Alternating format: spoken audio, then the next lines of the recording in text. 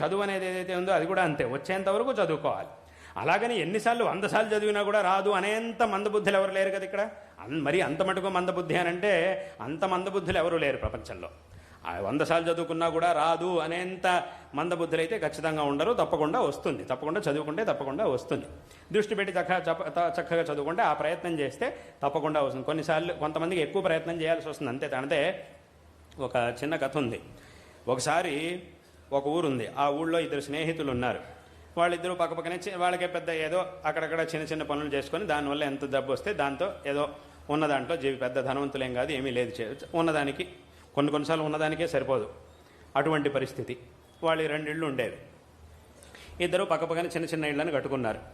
ఒకసారి ఏమైంది అంటే ఉన్నట్టుండి ఎవరో ఒక మహాయోగి ఆయన ఆ ఊళ్ళోంచి అలా వెళ్తున్నాడు, వీళ్ళ ఇంటి ముందు నుంచి అలా వెళ్తున్నాడు. ఏదో సందడి వినిపిస్తాం, జనాలంతా వచ్చి ఆయన చూస్తూ ఉన్నారు. అప్పుడు ఏమైంది అంటే ఎవరో వచ్చినట్టు ఉన్నారు, ఏదో జనాలంతా వచ్చారు, ఏమైంది అని చెప్పి వీళ్ళిద్దరి ఇంటి నుంచి బయటకు వచ్చి చూస్తూ ఉన్నారు. చూస్తుంటే ఆయన పాటికి ఆయనలా వెళ్తున్నాడు. కొంతమంది ఏమో ఆయన చూసి దండాలు పెడుతున్నారు, కొంతమంది ఏమో మామూలుగా నుంచొని చూస్తున్నారు. అలా రకరకాలుగా జనాలు వాళ్ళ పాటు వాళ్ళు ఏదేదో చేస్తున్నారు. ఈయన మాత్రం వాళ్ళవన్నీ పట్టించుకోకుండా అలా వెళ్తున్నాడు.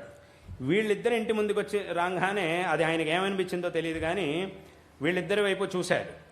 చూసి ఏమన్నాడు అనంటే, మీ ఇద్దరు కట్టుకున్న చిన్న ఇళ్ళు ఏవైతే ఉన్నాయో వీటి కింద పెద్ద నిధి ఉంది.